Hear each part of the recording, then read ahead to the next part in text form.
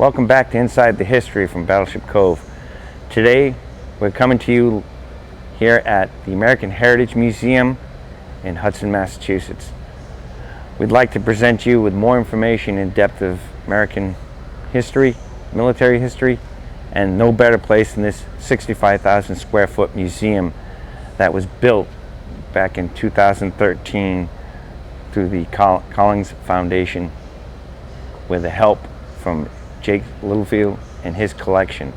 It's been brought to you here in this fabulous air-conditioned museum. Its vast floor of American history, as well as German, Japanese, Italian, Russian, and numerous other pieces of the collection that help tell the American military and the American heritage story here. It's a great museum, one we hope you will enjoy and get a chance to come up and see in person. But we're going to give you some highlights here of the pieces in the collection that stand out. And when you have time, come on up here. It's a little ways out, but it's well worth your trip. It's one of the best museums I've seen. Hope you like our presentation and look forward to seeing you here again.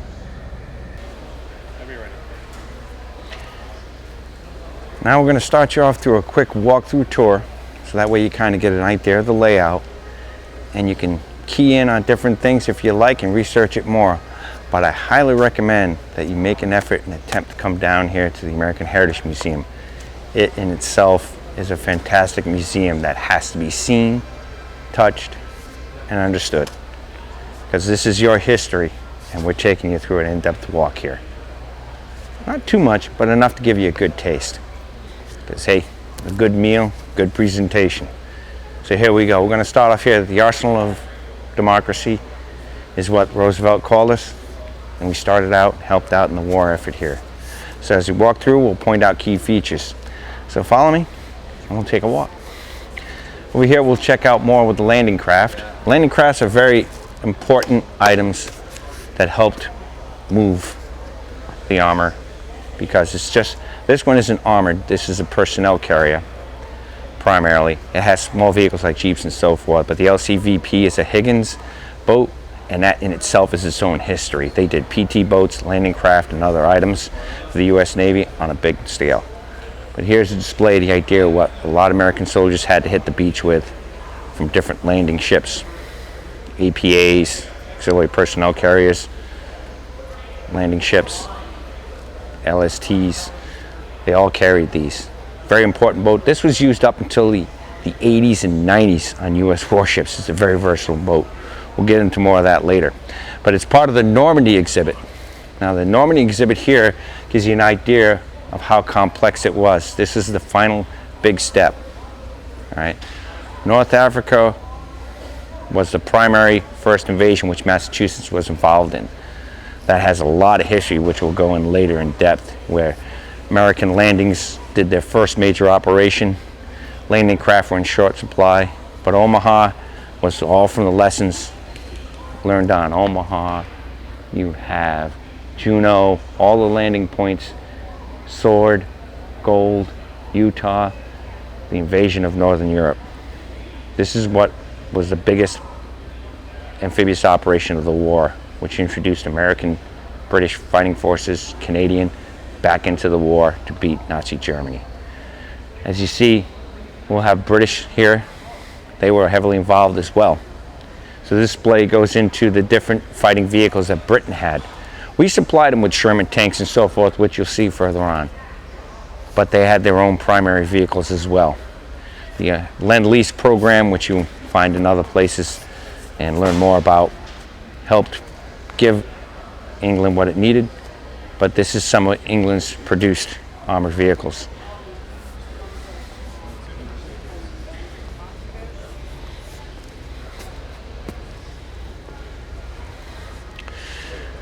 As you can see, the different British main battle tanks, support vehicles, and artillery pieces, they're here as well. So after D-Day, the initial rush, set up a beachhead, move on, fight and push the Germans off the beach and move into France. Took a few days to get the beachhead well established and set. In some places it was a cakewalk, others it was incredible. Each of these boards will contain information of the campaigns. So as you go through the museum, stop, take a read, take a look, breaks it down in time sequence. This sequence will go from June 6th through to August. It's a tough campaign. But these vehicles are what you would see, and they're set up and restored so that way you can get a feel of what they had to go through. We'll move along.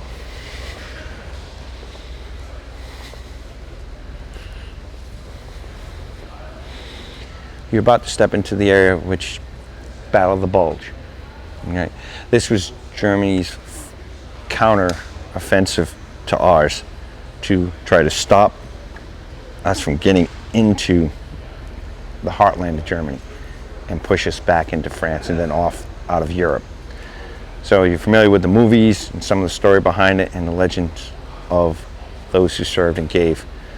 These are some of the vehicles, both German and American, and you'll see how small but versatile and tough and simple these vehicles were compared to our modern day.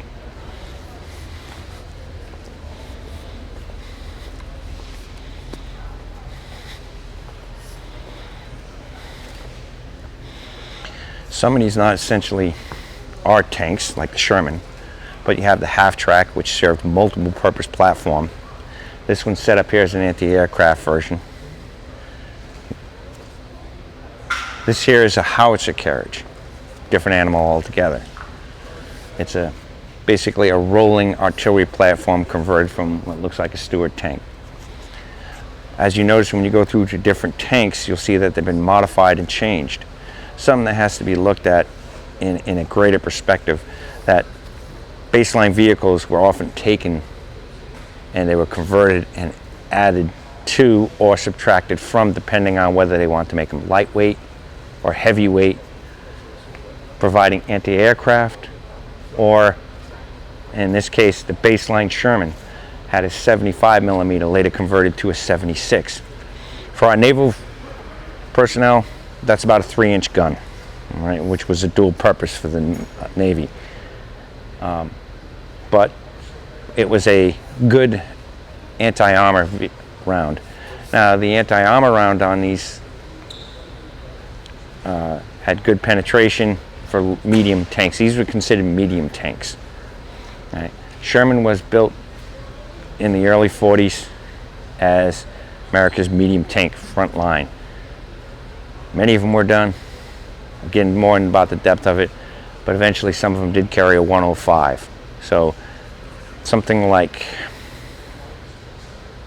over 40,000 of these were built for both American, Russian, and British, and they were widely used and different variants were made.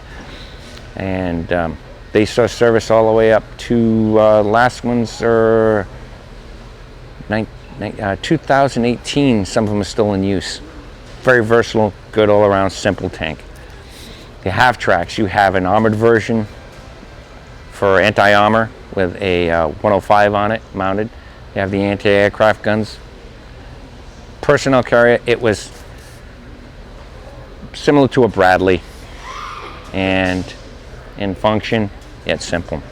Some of them had diesel, some of them had gas. Got to watch that though for the mechanics out there. Can't just switch out fuels. Different tanks, different modifications, different factories built them.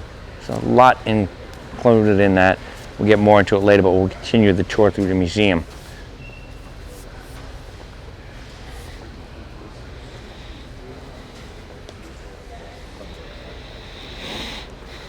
All right, well, as you can see, you can look at some of the other tanks in here as well. British and American, not just Shermans. A lot of variants came out in the 40s, and most of them not bad. Some of them quick tank destroyers, modifications to different chassis. The Hellcat, the Comet, again, another British variant. These saw actions through Northern Europe and performed pretty good. But the Sherman was probably your best, well-known. But these came out not as in great numbers, but they did contribute. So once you get out of the Battle of the Bulge area, start looking into, like, this is the crossing of the Rhine, 45. Over here, another rarity, Messerschmitt. Interesting little fighter. The 109 G14. And you have different displays here for the ME 163. This little critter is a little animal, one of the jet fighters. Great little history, want to look into it. Basically a rocket sled. But the Messerschmitt, the primary here, has been fully restored. And you can see it in its entirety. You can walk around.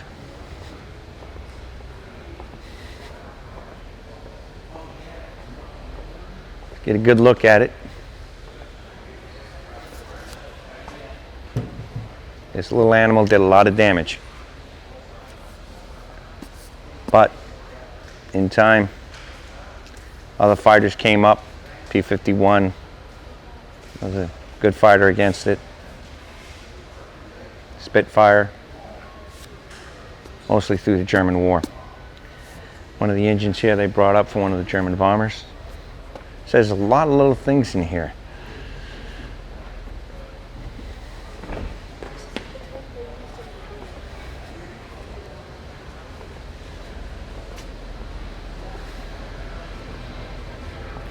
Lightweight American tank. Simple, effective, not great for tank to tank, but it sure is a good backup for infantry. Another interesting animal.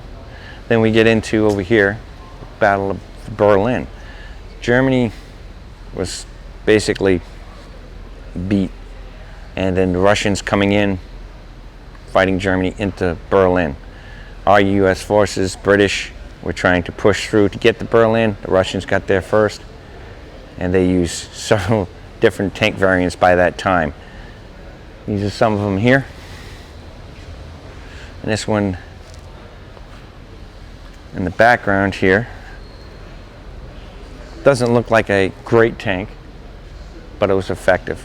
Inside of tight streets, city to city, it's effective.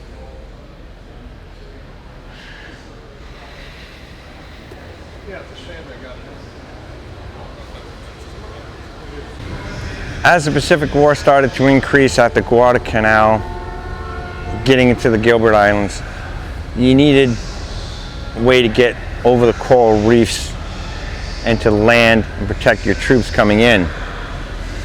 The AM tank here was a perfect example of this. This allowed us to cross over the shallow waters that were surrounding the islands that we need to attack. So this one's set up, they were personnel carriers with a ramp, similar to a Higgins boat, but a tank. They were lightly armored. Some of them were put on for mortars to give support. And they were modified slowly as the war progressed and learning how to cross the coral reefs and get our troops there safe and sound, because like the LCVP, the Mike boats, they couldn't get in directly. They had to find channels, come through the coral reefs. These were able to go over the coral reefs and deposit the troops on the beach. As they learned through going through some islands, getting through the sands was difficult for these items, and they became targets as well. But again, you tried to move people in masses. Getting your troops safely to the beach was part of the reason, design, and implication of this. These later on led to other amphibious vehicles that came out during the Vietnam and Korean War that led to our modern day half-tracks and personnel carriers. Now here's a rarity. These are one of the recovered aircraft that's been restored. This P-40, if I remember correctly, was actually at Pearl Harbor. I'll have to check the board, but it's fascinating. As you can see, this was a premier aircraft early in the war. The Flying Tigers used this variant, which was the fight early for volunteers in China. Painted up and restored, I believe, for one of the aircraft that was actually at, and wasn't at Pearl Harbor. Recovered and restored. It's a great way to just take a walk around it and see how these were designed and built in early fighters. All right, we've moved on from a little bit of the aircraft. We're going to roll right into Korea. Korean War is part of the communist revolution that continued and tried to roll through Europe, through Asia. And now we're going to break it down here. It runs through the 38th parallel and how Korean War started, how it went, and how it is officially still not over. An armistice is signed, standby to standby, we're holding. So here you'll see everything progressing in armored from World War II. And a lot of World War II stuff was still used in Korea, and you'll see it here. But some of it, like the Persian tank, which is slowly phasing out the Sherman, was brought in and used.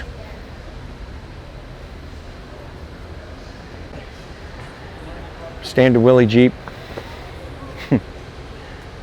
continues.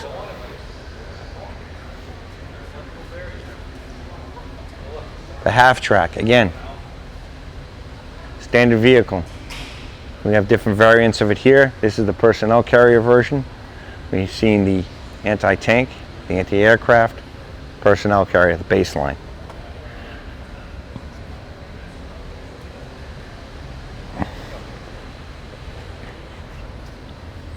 And one of our variants of the Sherman tank. Now this one is C.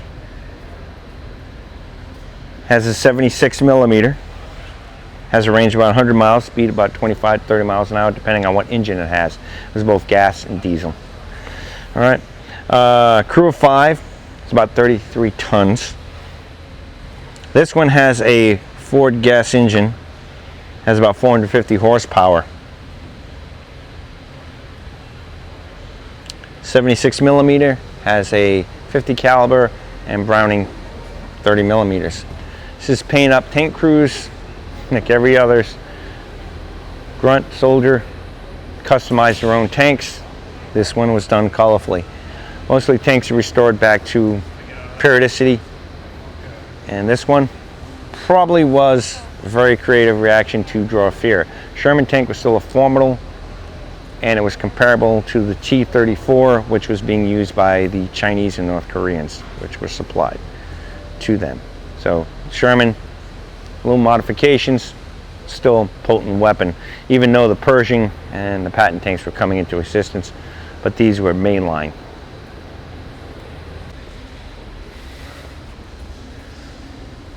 Time board here starts you out, gives you a quick brief beginnings through the end. I grew up in that war frame.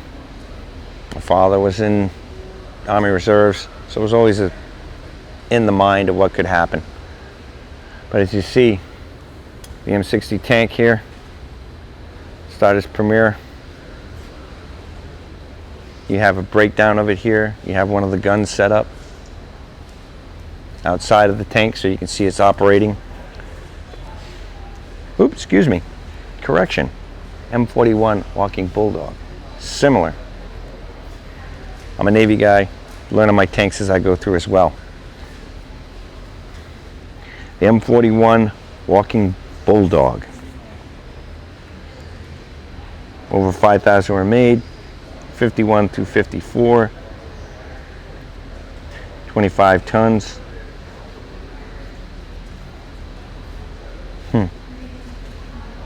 100-mile range, 45 miles an hour top speed, 76 millimeter gun. That 3-inch gun, continuous gun through tanks, very effective. And we start looking at the Russian tanks. T-72 or T-80. It's tough to tell. Russian tanks are stepping stone evolutions of tanks. So as you cross over,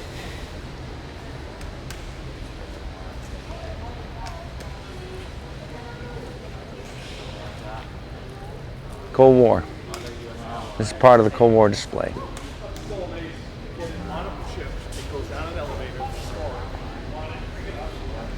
T-72M. Kind of the mainstay of Russian tanks for a while before the introduction of the T-80.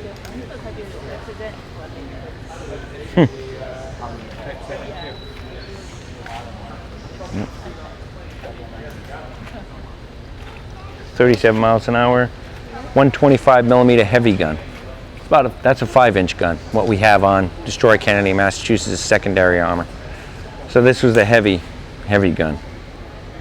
You can see some of the armor panels here that will help to protect. They're able to be taken out for probably maintenance person. They're not permanent. Scattered armor. Again, different variants of this. Heavily sold by the Russians to other countries. And you see a piece of the Berlin Wall is also on display. Interesting history behind that. But European Cold War. Then you get into Desert Storm over here. The Gulf War. You'll have your Scud launcher. These little nasty things were just built on German V2 technology. Fire, forget, send it out. Simplistic. But this is set up Iraqi, our champion of the Iraqi army.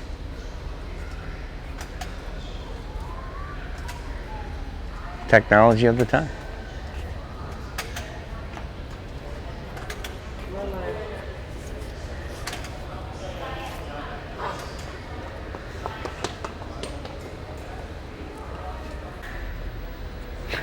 The T-55.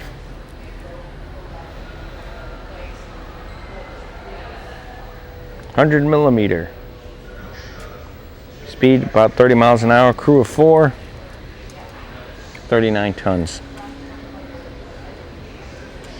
The Sherman tank was a formidable foe against this as well. Even the Israelis were using Sherman tanks all the way up to 1980, and they were effective against these. So it tells you a lot about the Sherman tank and its versatility. Self-propelled Russian howitzer. 122mm howitzer. Range about 310 miles. Speed 37 miles an hour. 122mm.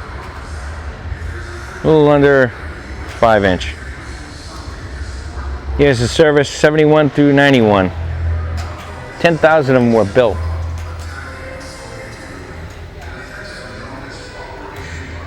Nice little piece. Quick, effective. Now, we're stepping into the realm of war and terrorism. Still going on. These are the tanks that were used starting out and have been slowly replaced. They will be replaced by other tanks in the future. But here was our main battle tank before the Abram.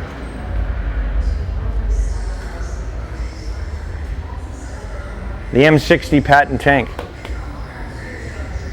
Last major war used in was the Persian Gulf before the M1 Abram took over. Gives you a good look at it, painted up in desert camouflage. Smoke pods, 50 caliber. Lightweight, heavyweight tank. I think it's considered a medium.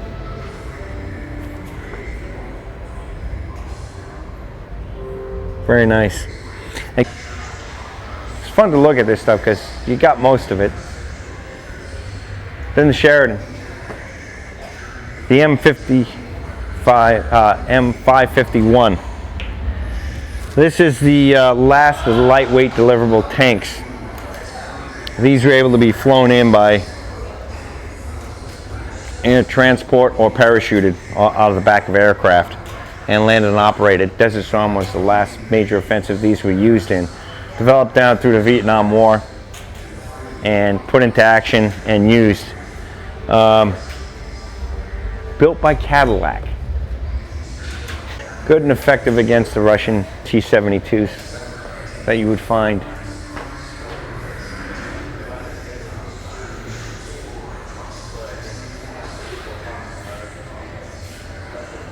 Love to crawl in there. 50 caliber on top.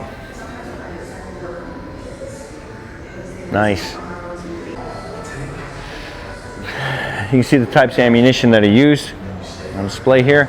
They're inert for display. This tank spawn named after a cartoon character from Marvel, I believe. Marvel? Might be DC, I forget. Too many things, too much information. But this is our primary tank, an early version of it. It has its own history on display. I'll tell you about the tragic ending of one of the tank gunners on here. He gave his life, service his country. He takes on display to honor those who gave, as well as all these vehicles. It's a great story.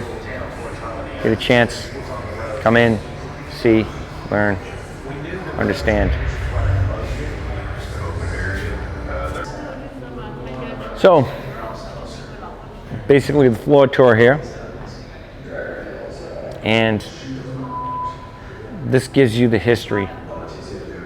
It presents it to you with the facts. You get to see what, through time, our American soldiers, sailors, Marines, airmen have gone through, what they've had to use. It brings that to you live and in person. Though it may be static, people here who curate can bring that information to you, relate the stories. Video documentation helps. It gives you a more personal view. The people and staff here will try to present you with the information you need. But the history is educational. It's here to help you learn, understand how past can affect the future and how it can also show you a way. And it's part of our education. It's here for you. American Heritage Museum gives that to you live and in person. So please come, see for yourself. There's an aircraft museum as well next door with race cars. Also presents another part of American history. Here you've seen a few examples of the aircraft that have been brought over and displayed until the other parts of this museum are opened up. So, this is it. Great museum. Thank you for your time. And we hope you get a chance to come out here to Hudson, Mass. It's a little ways to get out here, but it's worth the trip. Great museum. And if you like this, view our videos, learn, share the experience, like, and take it in. Video is just our way of presenting you what's here if you can't make it, but if you can, come on down, check it out. It's worth the viewing. It's one of the better museums I've seen, and I kind of get around to a lot of them. But we hope you enjoyed. Take care. Thank you for your time. Again, I'm Tom Lowney, retired U.S. Navy gunner's mate. And if you like this, subscribe, share, pass the word around. Thank you for your time.